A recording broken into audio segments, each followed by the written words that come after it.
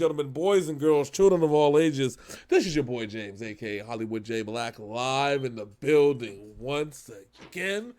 Back with another Synful Blaq Reacts. And I got my main mans. Big MFing, Simmons in the building. How you doing today, sir? I'm doing good. So, in scouring the pages of the YouTube when it comes to finding some baby metal stuff we haven't done yet, and yes, I know if I get the comments saying you haven't done the story, we know we haven't done the story yet. Yes. Yes. I found this and it looks super cute, and we wanted to check this out and see what it's about. It is a compilation video of Sue MOA moments, also known as MOA is Sue's girl. So. Yes. So, for those of you that are out of the loop or just choose not to be in the loop, or living under a rock or drinking too much Hennessy or whatever your libation of choice is. Sweat a little bit of Hennessy. So, apparently there's this little video going around about the friendship that Mo and Sue have. It's kind of it shows how great of best friends that they are, right? And of course, you've been in the band with each other for a long time. And across different platforms before Sakura Gakuin, and now with BABYMETAL. And so, you get to hanging out with each other and, and that's kind of just like an amazing thing. When you build a friendship with somebody, me and Big Sin have been friends for well over 20 years. I don't know how he puts up with my ass, but it is what it is. We are who we are, and that's why we have a channel together, and you don't. Oh, my bad. Oh. You are the constant testing of my patience. That's all it is. Oh, I mean, I didn't mean that as a compliment, sir. Damn it! All right, so yes, we're gonna find out what the where the friendship, the friendliest of friendship moments are going on with Sue and Moto, because remember, we don't get a lot of what's the word I'm looking for? A lot of interview content unless we go thoroughly seek it out. So this is going to be a little compilation, probably a few things that we've probably seen before, but those little quips. Now, I will say, for the sake of the commenters, if you're going to get weird, just go weird somewhere else. Do it on your own page. It's not ours. Yes. Yeah, do it on somebody else's page. It's not ours. We don't like weird. That's just weird. Especially that one guy. Yeah, you know who I'm talking about. One guy. Yeah. You right there. Yeah, you. Looking at my fucking finger in your face. You. Stop it. He's like, what? Who? Me? Yes, you. Exactly. Stop it. Get some help. All right? All right, so without further ado, let's check out this little thangly thing going on called MOA Sue's Girl right here on Synful Blaq Reacts. Let's go.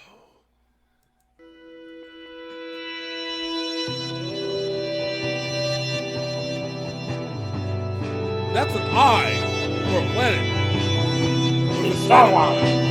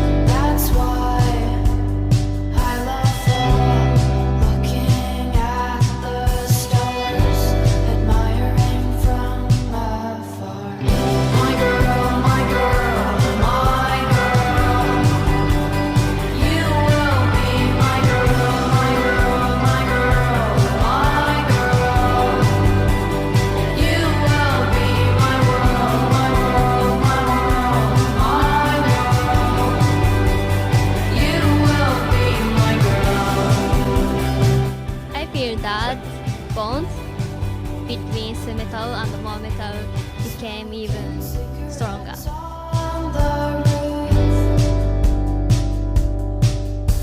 You look so pretty and I love this view. Don't bother looking down, we're not going I love that movie. that way. I remember that. Remember we did that one. I know I am here to stay.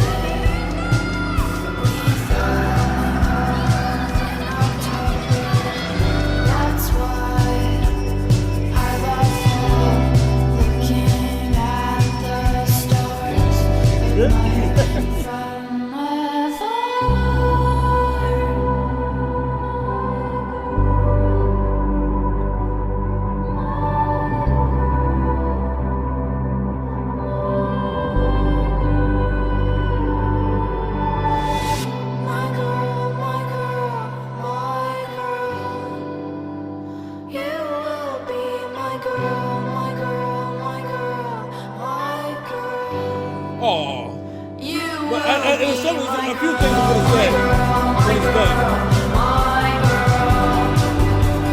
You gotta find that shit.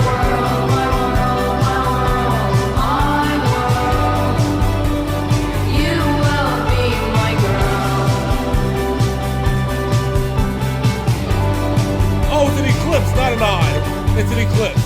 My bad, y'all. So if I want to ask a favor of the foxhole here, can you guys let us know what concert that is with the guitar in the middle? Yes, because I would like to know so we can get where what you call is playing the guitar. I need that. We need all that because I don't know. And also, I know it was commented a long time ago, and I forgot to grab the name of it because a lot of that footage was when MOA fell when she was dancing when it was raining on stage. Yes. And we want to see that one too. If you guys can just give it to us, put it in the comments here, and I will find it. We will do it. Yes, point us in the right direction, and we promise to deliver. Like immediately. All right. So a couple of comments that were on the original video. One said that this is the best thing that has ever happened to the fandom, which I agree. I agree that their friendship. You rarely have really good friends in music, okay? Mm-hmm. Because at the end that lasts long. Because you remember, so quick history lesson. I used to have a record label called Overtime Entertainment. In between the time that Big Sim was starting his previous marriage and doing his thing, stuff like that, I started a record label with my friend Marcel and friend of the channel Howard Treble Cox. Okay, we all started a label. We had artists. We were on the same page for a while, and then we weren't on the same page for a while. The group heads were. Everybody, all the artists that were below us weren't on the same page, and so there was a lot of infighting, and all of a sudden we just decided not to pursue the pursue the dream, as they say. So a lot of friendships and relationships in music come and go like the wind, but the ones that stay together forever are the ones that mean the most. And so when you see their friendship, you see how it is, especially also consider that they've been around each other since 11, 12 years old. Kids, bro. Yeah. Like, not even teenagers. Kids. And when you factor that into play, okay? And I'm going to throw something else out there, and it was part of a statement that I think even MOA just said in this video that was just said, where, it gives you the inspiration to just be stronger. Like MOA gets the inspiration. I personally feel, all right, that MOA's biggest inspiration in life is Sue. And the reason why is that, and we have receipts here on Synful Blaq Reacts. We're not just spitballing, okay? I have the receipts. The receipts are in the last video that we just did with Sue in the solo concert, right? Mm-hmm. What did we say about Sue's confidence from that moment when we were probably like 11, 12 years old, and from then, and some of all the stuff, the little stuff before she joined BABYMETAL? What are we in agreement with when it comes to her confidence? Skyrocket, right? It's infectious, and like you see it, and you just want to be a part of it. Like you want to be that confident. You want to be in your real life situations. You want to be able to embrace those challenges head first and just own the stage that you're on, the stage of life. And I honestly feel that whenever MOA looks at Sue, it's what she strives to be, right? That confident, that easy to answer certain questions. Because we've seen interviews, and yes, we've seen MOA answer questions, and we've seen Sue answer questions. Mm-hmm. We've seen Sue answer those questions with the full confidence, like she's been a star since she was born. And we've seen MOA very giggly. Very giggly, and just kind of, just bubbly, having fun with it, but not with that stern confidence that Sue has. And I think that's, as they've grown, you've seen, though, as like when we got to the older ones, like the ones from last year and stuff like that, when they performed, that MOA did have that confidence. She started way better than what it was back, before when Glastonbury and all that shit. That moment when it was MOA's birthday and Sue gave her the mic, Uh-huh. and they were doing the fucking, the praise thing to MOA. Yes. That is still one of my favorite moments that we've ever seen on the channel. Yes. Yes. It's just the amount of admiration and love that they've given each other to the point where Sue's like, this, I'm giving you this. And I know it's a part of a story, whatever, I mean, a part of a show, but you got to realize, like, that's some serious responsibility. You know what I'm saying? Even when you under dramatize it, that's a lot of responsibility. Saying this is going to be your show now. This is your birthday. This is your show now, right? This is your moment. This is your moment. And I think sometimes as Americans, we take moments like that for granted. We don't get to enjoy those type of moments that we get when somebody hands us the keys to the fucking, the mansion and says this is ours now. Also, at the same time, though, I will like to mention this important fact, which is because some people were commenting on the stares and why do they stare at each other when the other person's talking. And I don't know about you, Sin. We both grew up. We grew up in Vegas, and we both we had classes that taught you how to be a professional, whether it was cooking or whether it was like a like economics, stuff like that, or even careers classes where they taught you how to do interviews and shit, right? What is the one thing that they always teach you when somebody's speaking that you need to do? Eye contact. Eye contact. Look directly at the person that is speaking. Now that is something that today's world makes people very uncomfortable. But if you ever approach me, trust me, I'm looking you dead in the eyes when I talk to you. Yeah. I'm not looking. James knows this. I have made a lot of people uncomfortable by doing this, but it's just me showing respect. Yeah. But it's also me, because you can tell a lot about people by looking in their eyes. Mm-hmm. Yeah. Yeah. And you can tell if they're, and that's the thing too, when Moa looks into her eyes and sees the confidence and the power that Sue kind of invokes, people are attracted to powerful people. And so when you get that looks and stares, it's not like a stare of, like what some people in the fandom said, some shit. You know what I'm saying? Like, yeah, it's go ahead. I'm sorry. I know you want to say it's a look of admiration. Yes, admiration, respect. And I would even go as far as to say, if in American cultures we've adopted that you always say you got to look in people in the eyes, I can only imagine that that's probably 10 times more prevalent in the Japanese culture is where you show somebody respect. You look me in the eyes when I'm talking to you, and whoever's speaking, you show them that respect. When they go to a wrestling show, nobody's talking to each other. You're giving the performers their respect. That's why there's not cheers all the freaking time throughout like it is in American wrestling. The people that have the attention and have the attention of the room, that's where your eyes are always focused at.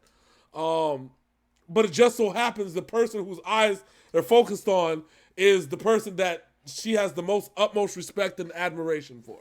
So they've been through well over a decade of shit together. Yeah. Let's be real here. Mm-hmm. We all know, everybody watching this knows that this was not an easy journey for these girls. Nope, not at all. Not just because you got to think about it. The days and the nights of creating the music, creating the bands, creating the choreography, and all imagery. That stuff. And that's just one side of it. But creating something that other people are going to resonate with is a completely different monster, and not a lot of people grasp that concept yet. Especially as much as they do it. Yes. And like I've told people, when we do our hip hop stuff, we talked about the game, right? And the game is a very good lyricist. He writes music very well. Nobody's ever questioned whether he's not a good lyricist or not. He has the track record to prove it. However, when it comes to creating songs that other people will resonate with, even people that are not typically your fans, and you want to gain new fans, and you want to sell a few million records, you're gonna have to convince a few million people that you belong in this. And that's not hard to do. That's why the game had to go to 50 Cent to write it, because 50 Cent had already been there 5-6 times platinum with Get Rich or Die Trying. He's already been there. Eminem. How many platinum records did Eminem have before at that time? Eminem has, I think, 5 albums that have gone 10 to 15 times platinum. Yep. Yep. And even at that point, even at that moment when he started working with Game, we're talking about 98 to 05. He had already just at that point that came out with Curtain Call. So all the albums had went 5 times plus platinum at that point. And Curtain Call itself went 11 times. Yeah. Well, now it's even more though, because now it's official Yep. that Curtain Call is the greatest compilation record of all time. And Curtain Call 2 will be up there in about a couple years. So. Yeah. So and think that Eminem, not only him expressing himself, but creating something that other people resonate with. How long that process takes. That's not an easy process. And when you're doing it with your friends, it's definitely not an easy process either. And so you can only imagine like what they've gone through throughout the years, trying not only creating something that they love, but creating something that we all can love too. Yes. That is and just I mean, because at some point you have to be friends. You have to be able to share your secrets, your insecurities, your fears, and all that stuff. And I'm pretty sure that they've had these conversations where, probably Sue has told her, I'm afraid too. But we go out there and we handle our business and we do it because we love this, Especially when you're 12, 13 years old and you're going out there to a sold-out Tokyo Dome. Yep. But and you go to another country like Glastonbury. Yeah. You go to England. You do this. You do that, and you go out there and the fans, the foxhole, treat them with so much respect and love while they're on stage. Yeah. I just want to paint a picture for everybody out there before we bounce up out of there. Imagine yourself at 12, 13 years old in a scene that Big Sin just painted. That you've created this music and you spent these countless times, countless days, countless nights creating this music, and it's a hit on the radio. Your songs are on the radio. People know who you are, and you get to a point where now you're going to start performing in front of other people. Now it's the Sakura Gakuin. You're only performing maybe in 5,000-6,000 people at the most when they did the touring concerts and stuff like that, right? Imagine.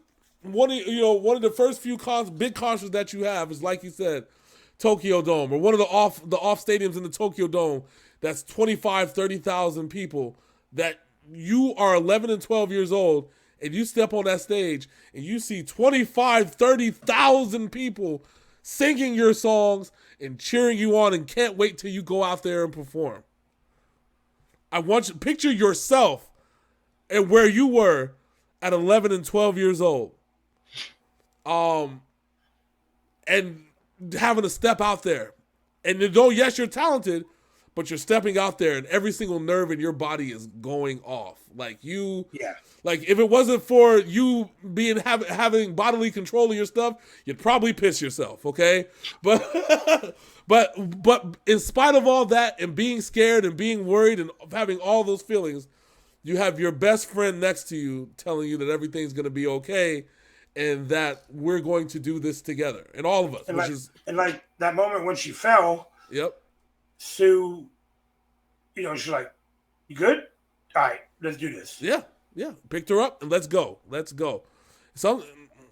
Trust me when I tell you, that feeling of being 11, 12 years old, having to perform in a bunch of people, is scary as fuck.